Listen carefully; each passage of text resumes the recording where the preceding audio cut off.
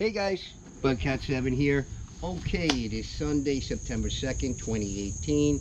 It's a beautiful, gorgeous day here in New York. I'd like to thank you for joining me at the Stonewall Research channel on YouTube. Thank you very much. I'd like to thank all my new subscribers.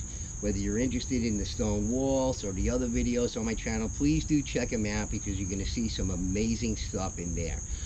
And I also put together some playlists as a per request of a subscriber. They wanted to find the videos easier, so I did put together a bunch of playlists on my site at Mallory, the research we did in Vermont, the research I did at Petroglyph National Monument, and also the debunking video, so you can see all them there in the playlist. Go through them. They're not very long, some of them are very short, but you're going to see some amazing stuff in a lot of those videos. Okay.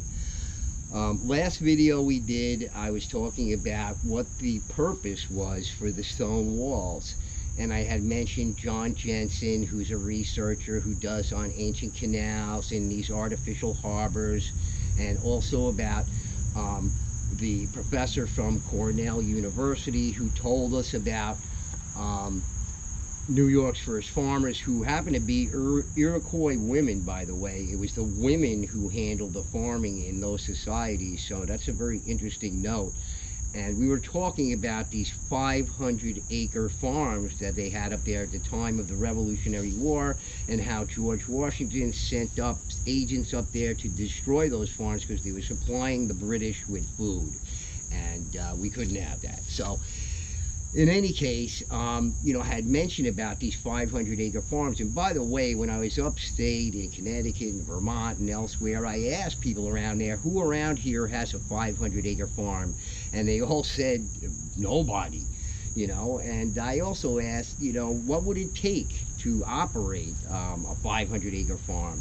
And, you know, you're talking about, you know, $1 million worth of, you know, modern farming equipment to manage a 500-acre farm. So you can just imagine how much organization it would take to run these farms. And they had multiple farms up there. So, you know, I ask you to think about that, because there's a high level of organization there that's really, I don't think a lot of people know about.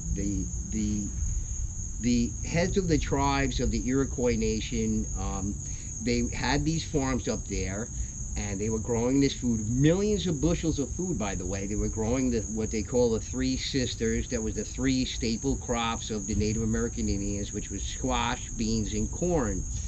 And they were producing millions and millions of bushels of food there. So you can imagine there was organized distribution there. And this is how it was, you know, at harvest time, all the chiefs of the tribes of the Iroquois Nation got together.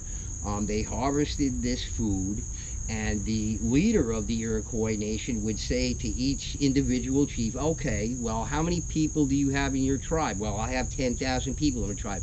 Well, you're going to get X amount of food. It wasn't people just running up there and grabbing corn and beans and squash.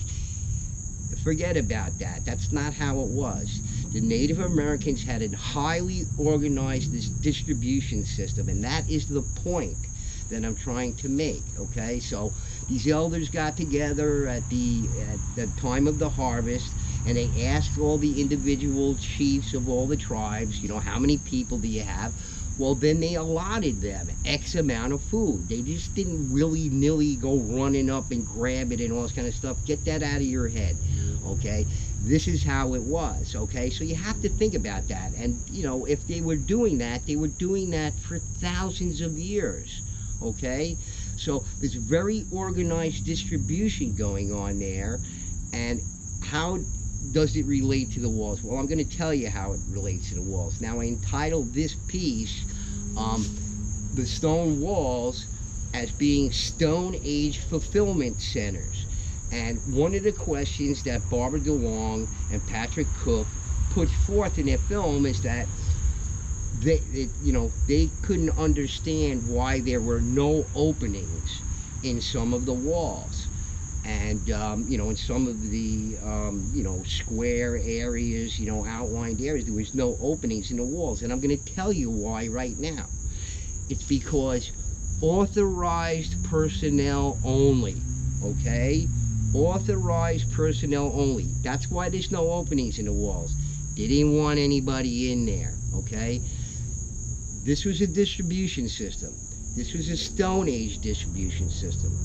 And if you put that together with John Jensen's research with these artificial harbors and canals, now John Jensen says that all the constructions on the east coast of the United States that he can see, these ancient canals and harbors, would suggest to him a population between 200 and 500 million, okay?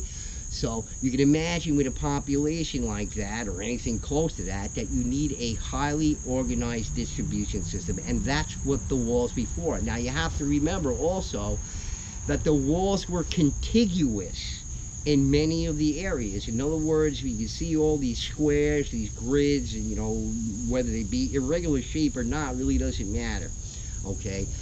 And I'm going to relate that to you as an Amazon fulfillment center, okay? You know these Amazon fulfillment centers, Amazon supplies all these people. Now if you go into one of these fulfillment centers, what you'll see is a bunch of lines on the floor, you know, corridors, you know, walkways, places where equipment is, shipping and receiving, all this kind of stuff. Now if I were to take all that stuff out of there and bring you in there and show you the floor plan in there with nothing in there, all you would see was a bunch of lines on the floor, okay? And you would just guess what was going in there. So in a similar fashion, that's what we're talking about here. This is a Stone Age fulfillment center, okay? It's a staging area. These places were staging areas for these food crops, other resources to be either, you know, distributed internally to these, you know, hybrid, you know, proto-culture people. We're going to go through that later and why I say they're hybrids or not. I think the Native Americans don't realize that they their ancestors, one of their ancestors is an ancestor that they don't know about and they don't recognize. But we're going to talk about that in the next video. For this video, we're just going to stick to these Stone Age fulfillment centers. Now that's what they are. The reason why there's no openings in the walls is because they don't want anybody in there. Authorized personnel only. Otherwise it's just going to be, you know, total you know, chaos. You know, people grabbing food, you know, they didn't have it that way. So just get that out of your mind, okay?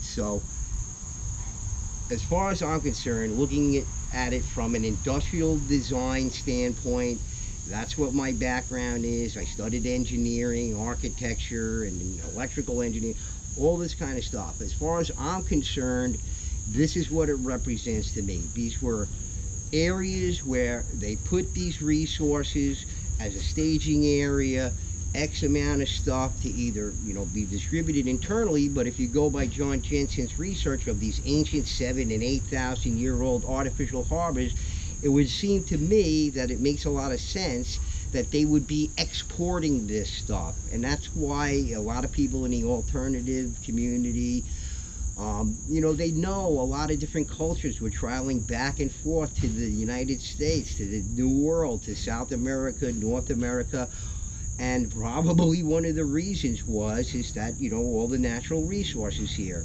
And we're going to talk about that later on. We're going to talk about who these people really were, who these Stone Age people were.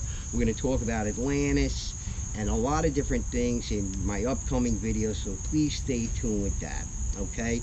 But for right now, we just want to talk about these ancient Amazon fulfillment centers. Now,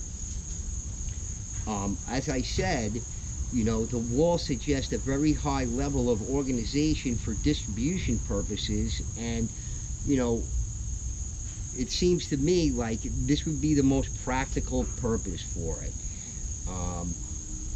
We'll take a look at some of that stuff. I want to show you some images on a computer over here. I want to show you a LiDAR image of the stone wall so you can see what they look like, you know, from above. And if you notice, you know, they are contiguous. You know, the site at Mallory, unfortunately, most of the stone walls are underneath Candlewood Lake, so we can't get to see them. But in my opinion, and by my estimate, I think that the Mallory area was actually the administrative area, the spiritual area. I mean, these things were probably combined.